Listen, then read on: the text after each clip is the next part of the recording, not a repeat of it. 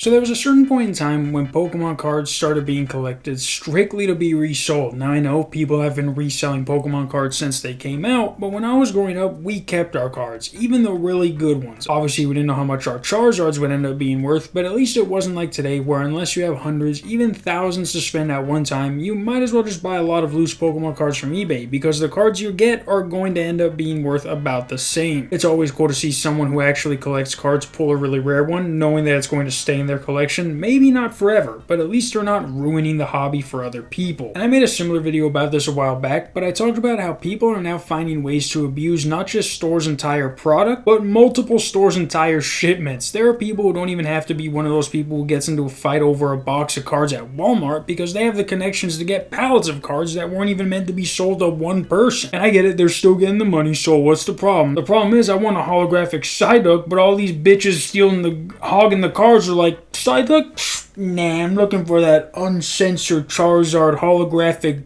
fucking butthole hollow with the blowing off Pikachu. Like, dog, speaking of people fighting, there's this video going viral of these two guys fighting at a Pokemon vending machine. Now, off top, seeing a Pokemon vending machine is like seeing one of those new Coke machines. You know what I'm saying? I'm in awe. I am starstruck. This is something I would have in my house if I was rich. But there isn't any audio to this video. It's just the song Good Morning by Kanye West playing over everything because this apparently happened at 10 a.m. Now, the story goes, big dude trying the box out technique like he was fucking Shaq in his prime, thought waiting in line meant sitting in his car outside the place waiting until it opened, and anybody who happens to go to the vending machine before him has to respect that while his ankles cannot support him long term, his spot in line was saved way before you got there, buddy. But like anybody who would have walked in the store, even if I would have talked to him before I walked in the store and he would have been like, yeah, I'm actually waiting in line for the vending machine, I would have been like, you mean waiting in line to have a heart attack because the line starts over there, buddy. And then when I get there, he hits me with the nastiest box out ever. Like the Defensive Player of the Year award depended on it.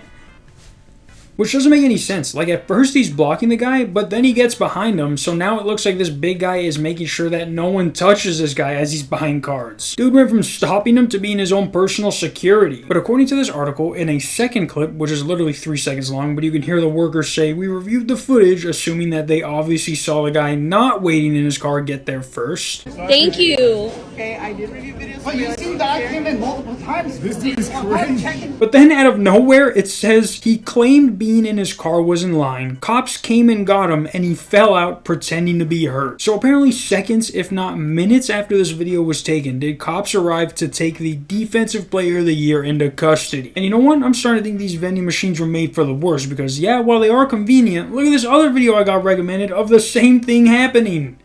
Less fighting. Yeah, how many is that, bro? How many? 15? Your card declined 4 fucking times? That's crazy. You're gonna share with her and nobody else? You think you're doing everybody a favor, bro? That's so wild, bro. Look at you, dumbass.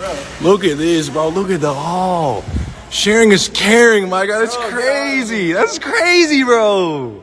That's crazy. I'm practicing my public speech, and actually I get to film in public too because you're in public, bro. Look at this. Look at this fucking clown, bro.